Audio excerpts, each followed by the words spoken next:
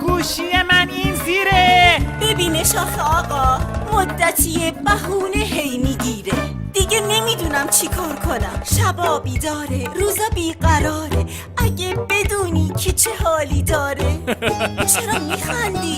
بزرگ شده گل پسرت خانومم، وقت زنش رسیده دیگه کم کم. به جای شوخی یه کمی وقت بذار. مشکل اون چیه؟ جوابی بیا. ببین چرا پریشونه بچمون. از چی دلش گرفته؟ چی میخواد اون؟ ای بابا خانوم، آخه من از کجا بدونم چشه؟ زنگ میزنم به دکتر این راهشه. اینم شماره آقای تو رو دکتر. خدا زود باش.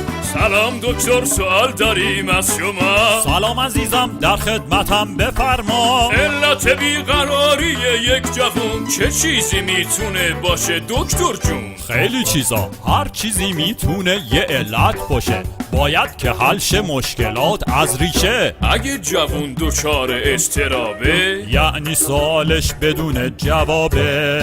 حواستون باشه، بهتر قبل از اون که گم شه راهش، درست بدونه چیه راه و چاهش. تو این مسیر ممکنه که اعتیاد یا ابتلا به ایدز براش پیش بیاد. اوه پس خیلی جدیه. با این حساب که بیقراره بچه، مشاوره تنها راه چارشه. چی شد؟